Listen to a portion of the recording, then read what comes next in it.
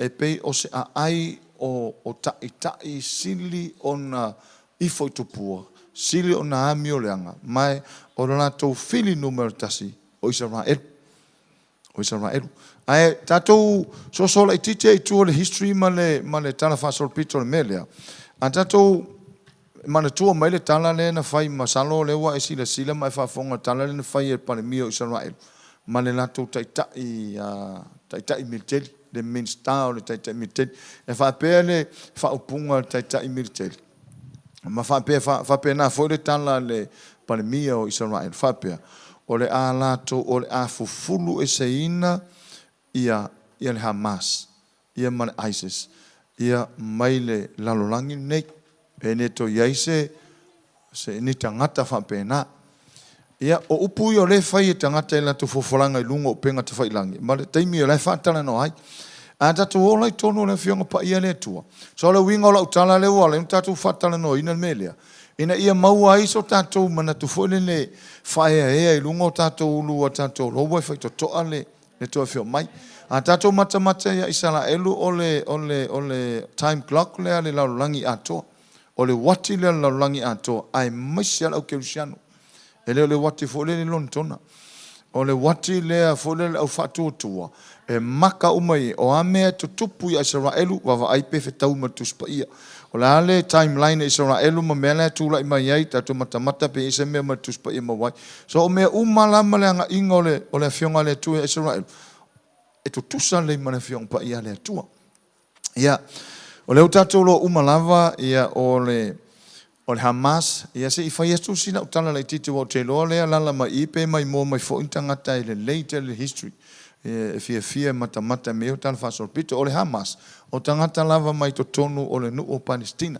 Ai la a whapupu o tu sina tala mo sina o telenga. I le aso sufao me le afefse lau whavalu. O inko e fom a pole le atu nuu le male malo Israelu. Ai a tilo i le nuu le o kasa. Ia o le ina ua tele yo malo te tele sana to mantua i sa whaima ayu Filistia. Ia whaasol solo mai lava, tele o malo tele, sa whaima ayo Pertania, whaasol solo mai ai, ole maloa la talata mai, ole malo ai kupito, o ina lela e ano noa isi malo sa no foia kasa, ai ina ua whaolo ai kupito, no foia lo ai kupito, ia mene ta o Kasa Strip. O Kasa Strip la, no foia lo ai kupito, o le talana i le tala ang whaasol pito. Ina ua tau lo le taua lea i le 6 Day War.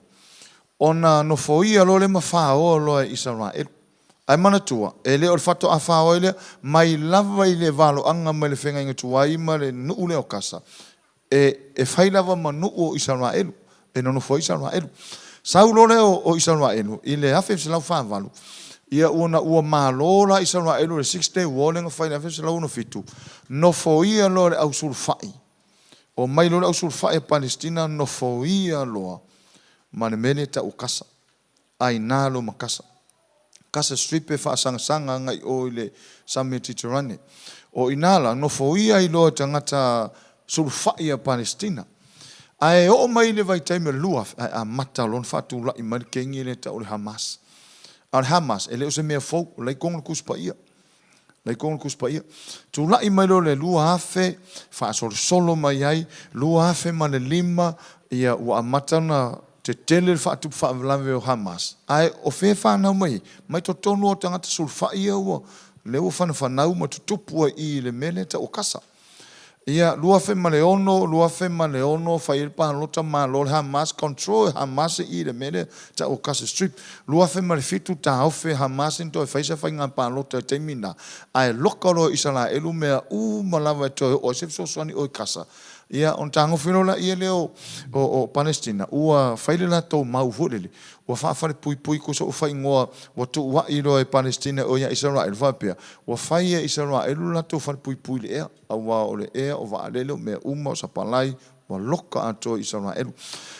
Ina ua o mai la taimine a sila le iai. Ua ova male 2 milionga tangata ua no foia i le lai taua fia afe tangata e manu nua a ina ua ona no foia o mea ia.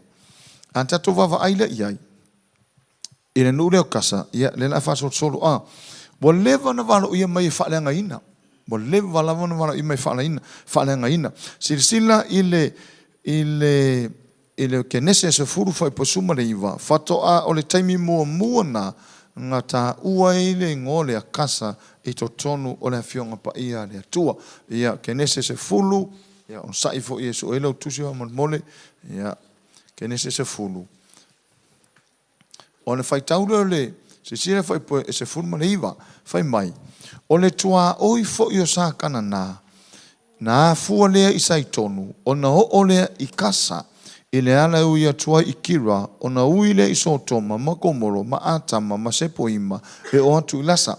O sa kana ma sai tonu, o isi ia fili numero tasi o le atua.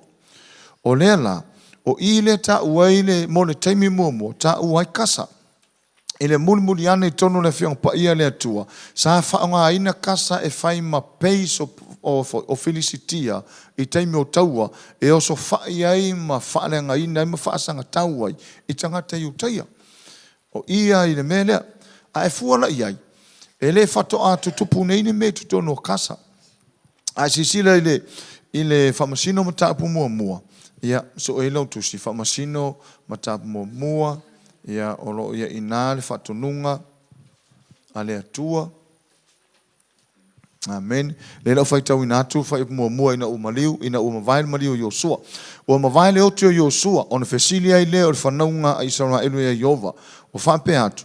Po ai e mua ona aluae I sa kana na mo I matou, e tau mai latou. Mantua leo maliu Yosua sa whai mtaitai au.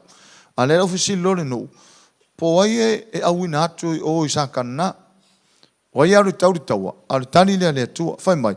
Wa whetalai mai Jehova, e alu wae yuta, whauta ua outu ina atu le nuu ilona lima. O ai lea tau mai o yuta. Ok? Ai lo Israelu. Ai tanto matamatala ia ise I whaitusi na tala lea fulele mole sosani mo tanto. O yuta. O lesi atali ile nao Iakopo.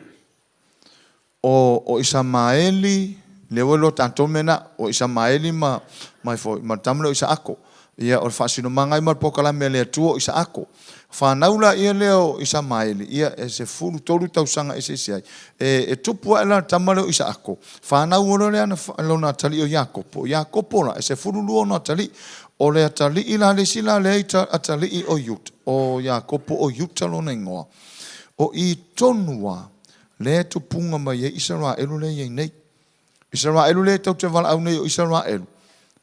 E tupunga mai ia Yuta. Ona ia tatou iloa. Ona o lae e whaasanga tau manatua. O le mele o Yuta le wai nei. O tupuanga o Israelu le whaingo nei le malo le o Israelu. A o lona a aio Yerusalema. O le tu aingo Yuta tupu mai ai. O Israelu la le nei. Tupunga mai le tu aingo Yuta. A tatou matamata le whamanu yanga le o whai mai ei. Wa fesili nei tangata poi a wina e tau masakana ai tali mai le atua e alu ia Yuta. A o Yuta o tupuanga na o Israelu le malole tau nei Israelu. Tato woala I tua si o tato matamatai. Ona o le whamunianga le o le whamunianga na tō mai to ino Iakopo ilan whanau. So lau tusi le kene se whasu mariva.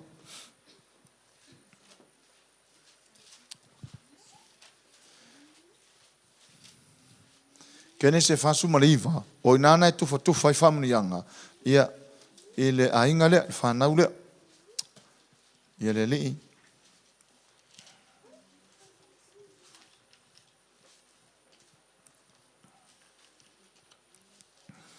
praise the Lord. Whai mai le kene se fasu maliva o lo i whai upo iwa o oman whamanuia ia ruopena o ma whaamanuia isi tama. O mai lo ia Yuta. O le whaamanuia na lea ma le kusa o le whaingo isi tangata popoto so tuspa ia o le perfetanga le tamalo sa whaia Yuta. O le whiau wha perfetanga le na whaia Yuta.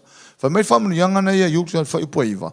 O le tamai le ona Yuta lo watali ie na e aluae na ile mea na sa ia na ia ta oto na ia whaapunga pei o le leona e pei o se leona fafine, o ai se na te whaalili ia te ia. Ia. Whai mai le New Living Translation. O iau le I whaitau ina whapetania. Ai sila whai upo e walu. Na ile leina whapea. E o lo lima I ua o e hita ia te oi. A o lea ia mai tau mai. O iuta lea le tari o Iakopo. Na to punga mai ai tangata ia ine Isara elu le tau nei taua. Oa o le tu ainga o iuta le to punga mai ai Isara elu le nei. O I foi la, le sa waile, ai sile whamnianga to ino Iakopo foi mai, o le leona oi. O le tamai leona oi. A tato ola I luma to so wharinga ia Yesu foi mai ar talana iai. O manu malo le leona. O le tu ainga lea. Tu ainga o iuta.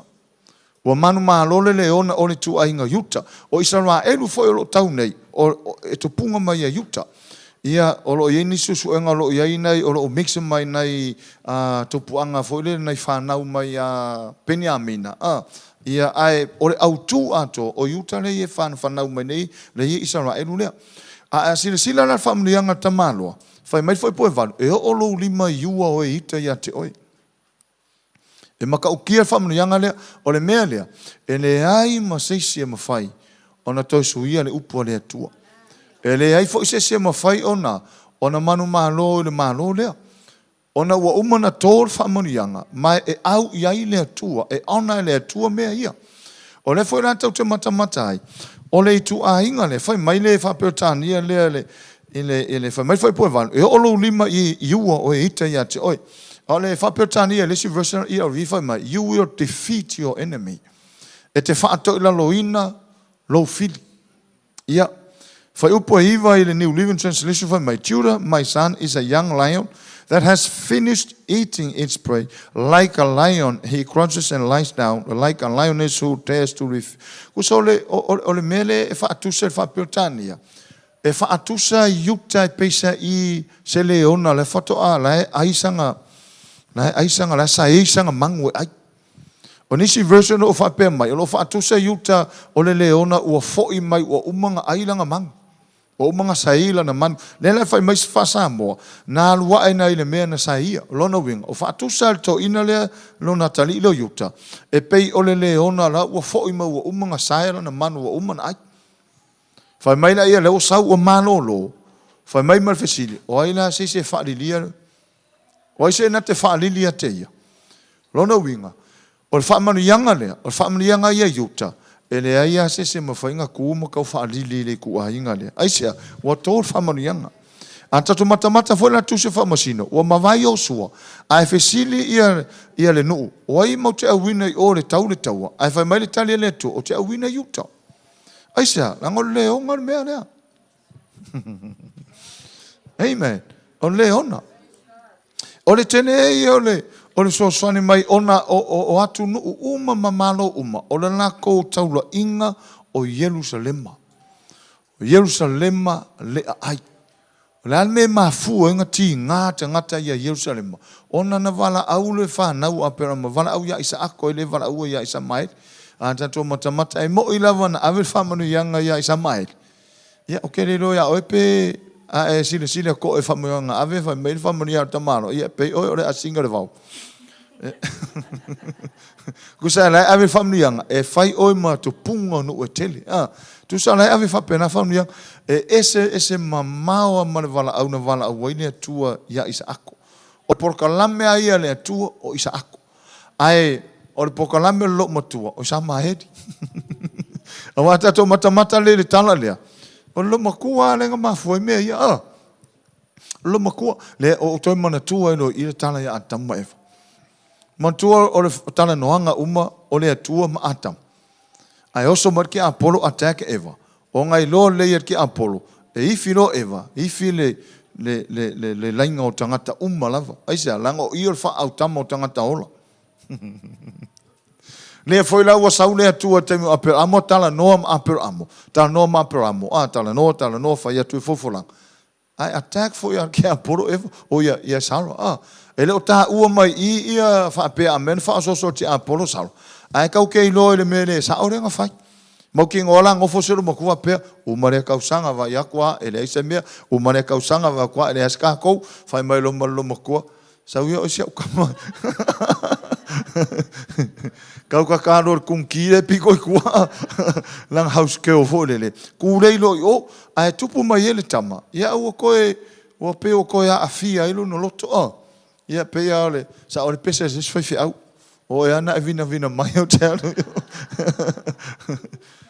Le ala o tula i mai lore valea.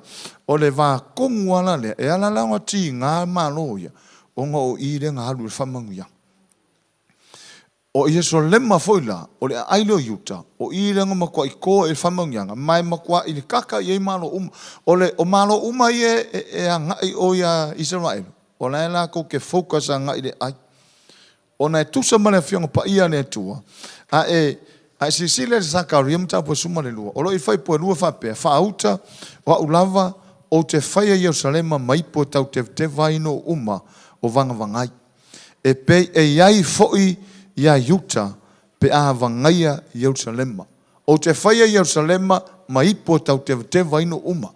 O le mafu angale ngalenga ito te ngata ia Israel. O ngor whamangu yangalea. Mai makua e tau lai uma te ngata. A ngai le ai ina ia whale ngaina. Wa whai ei la Jerusalema mai po tau te wateva umai malo uma. Me fole ngalenga ika ia malo uma ia Israel. Ia, a tato mata pe ile anga inga mai ngore melea. Ia, e taimi nei. Ia, o lo ufatu la i mai le si vaenga terrorista le ale foi, ale ule pangonga. O lo iaila le mafuanga, o lo iaila le vava ainga tangata. E ono tupu tele le mea lea. Ono le wa ngai atu le au terrorista le ufatu whavelave le panona i le tū tonga, i le tū mātū. O ina tonu ale tau tala i aile tusi eskielu, tosu mal fitu mal tosu mal vat. O le tupu o tupu le tui tonga ma le tupu le tui mātua o le tui tonga po le tui mātua ma le o ina o lea o lo o tala noa tele iai lea fionga pa ia lea tua a tātou wawa ai i le whaatanu ina o mea umalawa ia o ina la tau te loa i le ai e le o le finangalo lea tua e wha umatia lawa ni no leo kasa ai fa fonga la ia tala pale mia o le afufulu ese mea tau o Hamas Hamas e fanga mai kongo kasa i me sa ngof polonga ma ku la usu fa le la o manolo si ku la i me fa po konga le ko fa sanga kau i o ko fa sanga kau i o a tato mata ia o meu taua i le fa fe tau sanga taluai e le fouia Israel meu taua ma kua i ma sangi Israel i le fainga taua ia a tato va ai i le famsina mua ne tau te iai ia sisila le fai upu e mua le la auto e sisila iai e famsina mo ta mua o feta lai mai fai polu o feta lai mai ova e alwa e yuta fa uta o tuina atu le no i lona lima ia on fai mai fai atu ai leo o yuta ia Simeono lo no so ia tau wa e mau i lo tofi ina ia tau masakana na o foi tate wa e oi i lo tofi ona la wa e ai lea ma Simeona tatu wa ai la i fai po fa mai wa e foi yuta ona tuina tu lea e Jehova sakana na ma sa Peresipi o la tu lima o la tu fasia foi o la tu pi seka se furu wafe o tangata o i o le na tuina lo ia la vai le tua le malo le pole nu le kasa ia le uma ai ia ine limo o yuta. Si fila lau fai tau fai pasu walu ma sumariva. O loa whapea mai. Ua maua foi e yuta o kasa. Ia a tato mata le mele fi naua i nei ia tunu uie fai mai o mātou e ona lau ele leo mātou e ona lau ele leo. A tato wawa ai foi i walo anga ma whaasino manga lea tua. Le i ole mea umanga polo o mise lea tua ia Israel e fai mo lātou. Amen. Ia o le foi lau tatou mata e moni lava sa no foi ai kopito pule ai kopito na tupu lo 60 wa faulo Israel mono foi Israel so sa la o fa tau o inani si valo anga ia fai mai la le fai bosu valo ua maua foi e yuta o kasa maona fanua ma ase ke lona maona fanua e ke rona foi maona fanua o ai umayu Filistia so iva na iai e ova ya yuta wana tulia e sano nofo ine maunga a ua le tulia e sano nofo le vanu a wasa ia te ila tau kariota ua mea ile muli ane mai le mata pulea muli ane e lo umata to le tala ya Samasoni o na nu leo kasa lea sa fa pe na ona fa pui e Samasoni pe fa pu tala fa pui Samasoni e o I foi le na sani e se na mata e mfasio tia ile nu leo kasa so a tato vava aila ia ile so elo tusi le tusi a mosam ta poiono o le fai poiono mal fitu ia a mosam ta mua a mosam ta mua fa mole a mosam ta mua fa upoe e ono mal fitu fa mai o lo fa pe mai ova e tolu anga sala a casa e fa foi o tene de liu se ai lana sala a wa la to fa ta fe ina ta fianga a to toa ia tu ina atu ai e toma fitu a o te tu ina atu le afi le pao casa e fa umati ai ona maota a tato mata le I valo anga nei pe folinga mai o lo iai lava se fe tu lunga o le nuu lea o lo o mantua valo ia e aunga perfecta e fa umati lava ia casa tato vava ai fo le taimine ia te loa ta mata TV e o so fualo o lo fatu nei tangata fo I mai se nei ta maiti a nei tina I le pao le pomu vai atua wa su e solo me o la ai ma tinga ina ai ona o mono ta oto le fionga pa ia le atua e fe o lo fo nei taimi me o tupu nei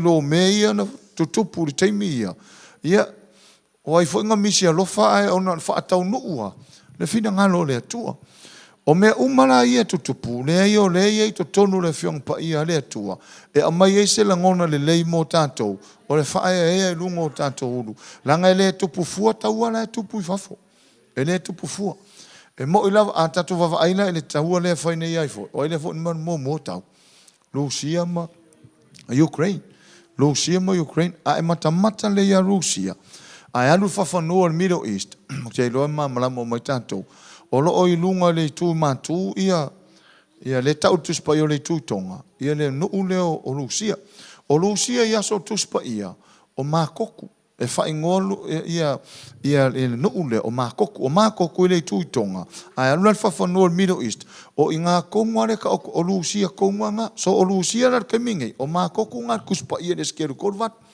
le tu matu o Peresipi ile taimi o tuspa ia au Iran ile taimi nei a tango lai vava ai o le tau le fai nei Rusia ma Ukraine o ile sa pala ia Rusia o Iran o isia tangata tupuanga mai ia la wa lapi le tuainga le o isa mai o Iran le lo ke sa pala ia e mai lava ia so o mavai tuspa ia e le lei ke le fainga wo ma kokum Peresipi le fola wo o maltemi nei na tau le taua a sapalai to Iran ia Rusia le foi wo ia ile na to por kalame le wo fai wo umanga saingia I lunga fia pilionga e sapalai Iran le au Hamas la ko ke fasanga taua ia Israel a tilu le leia na il fafanu o le Middle East mai sana Israel ia e peio no uio le vanga ia uma ia Israel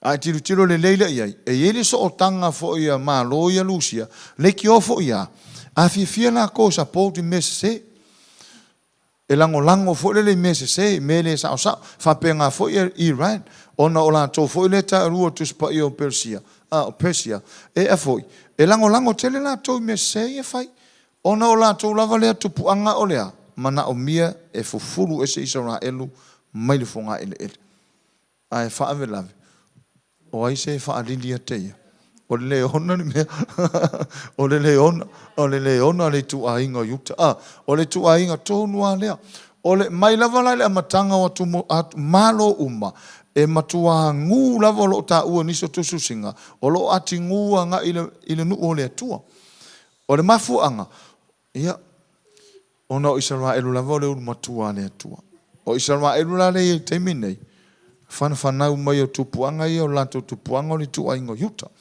Le ala e o mai taimine, e wawa aile ia ile a mosa mata upue mo mufoi pue ono malfitu. O loo waro ia ina, e whaaleanga ina lava kasa. E toluanga sala kasa. E whafo ianga sala li liu waile atua. Wala tau whaatawhiaina, fitu au te tu ina atu le afi le pao kasa.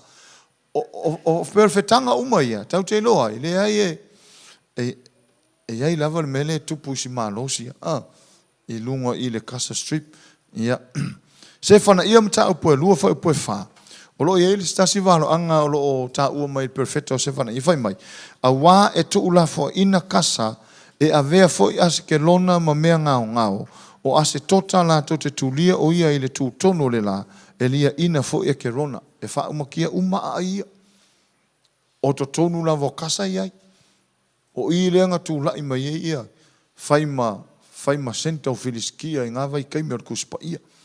Ai si sila la I le Sakaria iwa whai upoe lima. Whai mai, ewa aia tu iai askelona, o na matau ai lea o kasa, o matau ai lea, o kasa fo I ewa ai ai o ia, o na ti ngāte nei lea, a toma e ke rona a wā ua wha maina lo na wha tutuanga, e whano ia fo I le tupo kasa, ma askelona e le ai nā ia. Ai whafonga le iai waro anga nei, e nei ma se wha amanianga o alu ua ngai I le mele, nga avalo anga lava I le afi ma le malaia ma le I le whenga inga fou o lo o taha ua ai kasa mo le taimi mo mua mai o paufo ina o le taimi I le ngā luenga mta upo e walu I le whaipo lusu ma le lima o lo whape mai ma lusu ma le ono wa uma fo o la ua mo le tino ma tautala atu le afionga leli o na lato e fo I atu le I Yerusalema ua fola le tala le I ai e tele o Samaria o Samaria le si sila le mata o le faipuna lu suma lima nga luenga e valu o lo ta ua na Samaria o ai o I le ta o le West Bank le taimi nei o le ta ua mai foi talo ta ua I fai nei o le West Bank o lunga la le pito lunga le tu matu o le ta o toi ai o Samaria mai o lo fai ngoina nei menea o le West Bank fai mai o uma foi lo la ua monitino ma tautala atu le afionga le lii o na la toe foi atu le Jerusalem ua fola le tala le I ai e tele o Samaria o le West Bank le kaimi ngei lusu ma le ono ua fai mai foi le angelo le lii a Filipo ua fai pea mai ina atu ia ina alu le tu I tonga I le ala e alu ifo mai Jerusalem I kasa o ila lenga sa uai lenga papakiso era kama foi le nenga moni mau e nuka le sa ngu fofa ka vale vale ila le tau te mata iai o paua le ke mi ka uai kasa I ai mole so tanga o le tauala e fai male upo le tu o le tele I o so tanga ai sila se so le tu si salam o e varsuma tolu ona e fai tau ina le fai mo le fa tasi na tusi o lo tala noa nga I le mele fai nek.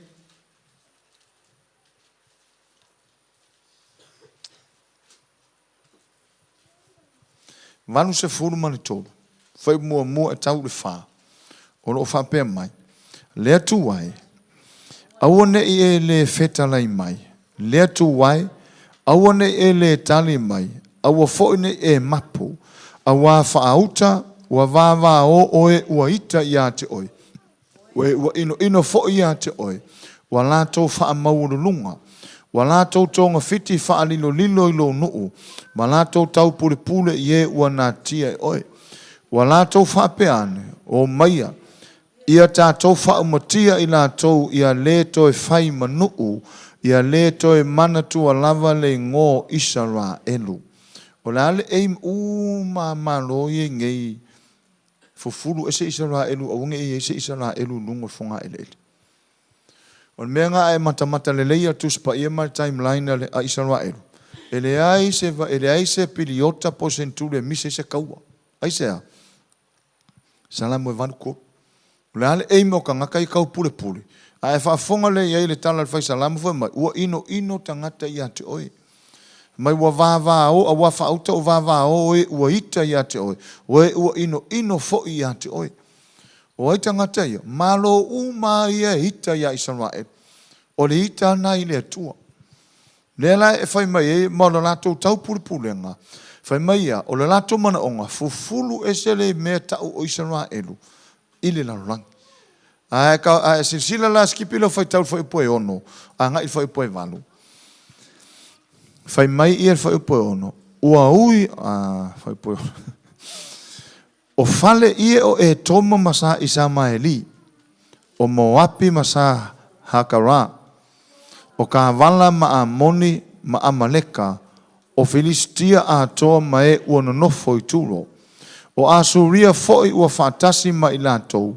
Ua whaia i lātou ma fsoswani i whanau ngā lota. Okay. Lela la tamo whaia breakdown whaku ngai mea ngai.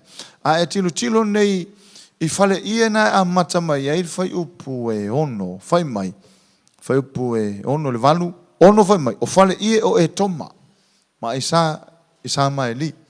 Kau ma pewai ma lau ka unga. O fili uma ia o Israelu. O fale ia o e toma. O le fili uma ia o Israelu. Mai o le sisi tūna o Yoritana. Ma le au ahalapi a koa. Le whaingoinga o le Southern Jordan and Arabia. O le Southern Jordan. Po le tū i mātū. Po le tū i saute. Ia o Yoritana.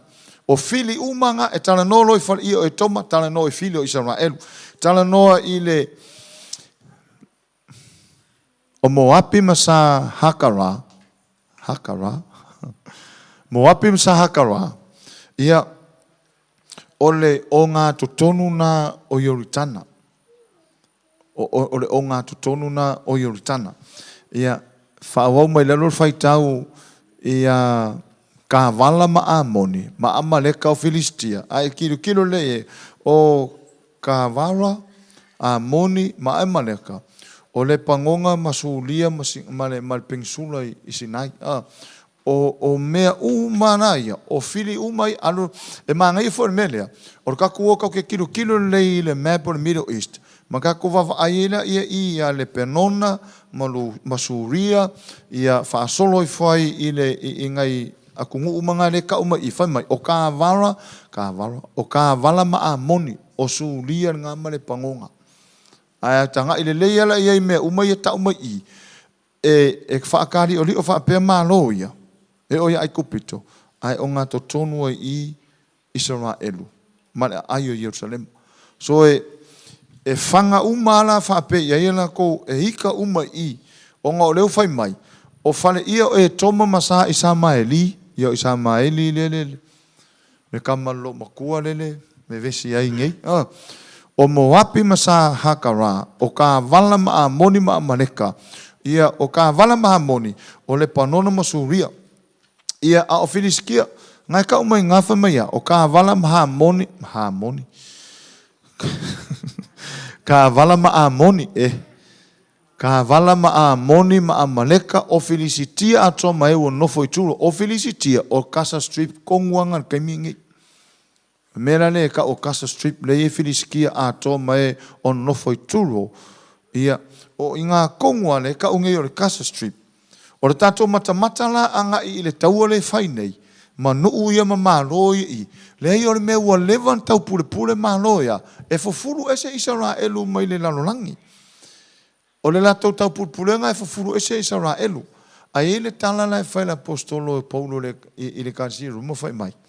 Wa tuu la fo ina e le atuolo nonu. Dea.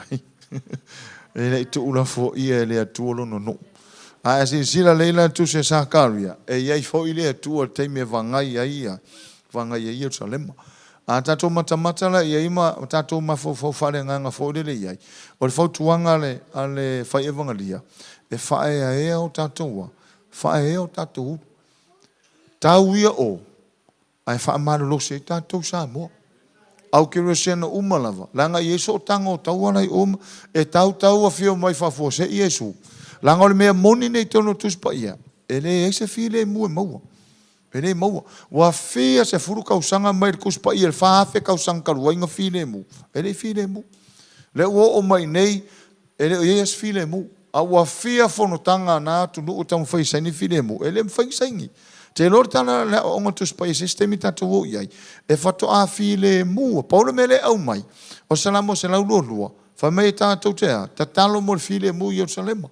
Ai te lor te me whato a mo whilemu. Ina ua iai Iesu Keriso ma pūlea mea uma. Na e tusi a sakalia. ai va ai sa ka ria mta po e valu ia o tatu assignment ka ke fai ka muka ko va ai sa ka ria valu lo tana no file mu ina I lalo umale under the control of Jesus Christ e lalo le pule ale li o Yesu Kristus fako a maua ngā file mu pe a tūla o ele fom apure malo le li ia mfa pe na una fai matupu lalo fako a file mu lo le a kai mingi le yo le a ngai o le si event o le si event o le si event o le ai kupua ai va ai ngela ka update ia talo le taua ia ele au le pangonga mala ko terrorista o Hesapola o ngā lawa ngā ia kula ko terrorisi lunga le kui matu le tūtonga e whaasanga mai fo ia Israel so e iaila le manatu ma le va ai ma mau nisi o au popoto I me whapea e ono tū lai mai o nisi au popoto wala tu walu ia o le tau alon tō luale paul mele e talo I tātou ia fasa o le olanga tangata te ua ui mai e vevesi au mai e su o le o lai fasa masama noa a wa tau te le lori taimi o le mele tano le mātau le luka lua tasi ma le mātau le usu wha peini wha ilo fo ia e ui lava le uloa tātou le taimi o ia Yesu a o events uma ia ko kupu le pirioka ma le pirioka le o le anga I uma nga fulfill a tautu spa ia tau te le lola po feo pirioka ia fio mai ai e ui lava on tātou motino to fio mai Yesu ia o tātou ngā ruanga e whai. O le makua furi o le kakai wha masaura ngā ruri eri. Whata alofa ilo tua o ma whai ia masaua hakiri ka o ia Yesu. Wa resta ngata. O laua tau le tau ai o. Ia alai le ohango iai. Nai tau le tau alai le ohango pe ia. Kaua ia masangi isa la eru.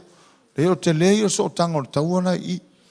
O sesi por kalame ia o le sa utam foi faso lungo TV na leila. O sesi por kalame. Tatou utam foi ti te uso mai me ia ma valo anga taita si mar por kalame le tu mo Israel fatau wa ile tau le tau tonu I tau tele na tau ile tatu tau no ile tau no ina tele le ti te using. O le tau ya kopo. O le tau ya kopo. O le ala tau te mata tuspa ia. Po le aso o tango tau ala I oma tuspa ia. O le ase tau le ola fale ngango tatou te le I olo na tau. O le whaea I lunga le ulu. Ia ma wha malosi. Ia ma wha malosi ta mo I luma. Sa vavali I luma. Osu pesa vole le whai vosu le veta. Sa vali pe I luma. Ia uarko e elso le mood. Wai kau kere o maa ua po le ar. Pe tau ala I o. Ia ai tu lai mai e sisi mea sili atu na. Ia na o sa hauni ia. E sili sa unia I lo lea. Lo tau tonga fitia. Ia. Sili sauni o sauni e sili atu na mana ia to le lei na lo fa sama no fo le ke ia le pa fo se faiki ia ku ngo le ai ka le ka fa a le tau le tau le wa a fai fo mai moment fa pe e ora e ka o nga me o le tau tala no le time clock la langi ato o isara edward termine o fai ma wat ya o ke usano la langi ato la me tupu la me ia le vai le wat la me tupu la me ia le vai le wat asi sila fo ila ile alo tuo Iran na ruan wakunga nga Iran o mga saingia I lungo le o le whenga inga ma le Hamas e lau ke sapala ai e 4 milionga le lau sapala ai e lau ke lango vai la ilo ai se ai lango onga o lanto mana onga ia fufuru ese aune ia se ngo isaloha elu I fonga ele ia a le to te mamala mo fa manuia to ina ono le atari pei ole leona fa fino la fa punga wo fa ko umanga ai o lo foi ka ko Samoa kai mi fi ai o kai fa kai mo me ai o kai mi ka unga ka fi ai ale o leona o kai mi ai ya e a tato ma fa foi fa lenga fa me fesilia a tu spa ile fa mo yanga Jacob o ai se na te fa lili ate ele ia se malo fa sa tau le malo ya isara elule temine ia o tangata tupunga mai tu ainga yuta. Tātou loala ia le manu malo o le tu ainga le lo suianga ia I tu ainga o sare vimara o whaitauranga. Ma le whamanu ianga mana tu ole mamlama o matātou tā whaso pitu ia na alu roi tu ainga suma lua o ese loma vai ia ina o tu lai maistas tupu ia mo ese lois tu ainga se fulu o ese tu ainga lua tu ainga la le yuta. Le ia ina isara elule. O umanto e whamanu ianga o mea malavala I tono tuspa ia o le whamanu ianga e anga ia yuta. Al me vole le tanto tatalo mo Jerusalem le ai ia ai e whaamaro se tātou. Ia pe o sa u so sane tu lea o tano fo mata ma fau. La e so tango nei tau ai tau le tau atu pu ma se whavelave a le ngofo fai au le mwhanga soa kua ai le fo le pe wha to wha te e fo le tātou mata ngai o. Ia wa le wha pea tātou ia so ia sa u wha pea tai. Ai o isa noa elu ai o lai kau nunga le lang. Ia mai ko piku. Ia le tau o matua nei le ai o lai mwhanga lu le wa le o. Ia whamani e tele mai le tu ne fiafi ma loa le o sa istato ainga tai fo i le whamano se mai se o tātou ainga mai mo mai whamanu ia tatalo mai mo mātou Samoa mātou tatalo tu mo o tau nātu no tātou whenua ilu mo no fōrele. Ia sau Yesu tātou pese fie mo tātou whenua iai. Ia whamani e tele le tu se o tātou ainga ne fiafi soafa Yesu. Amene. Ia tātou whai une talo. Amene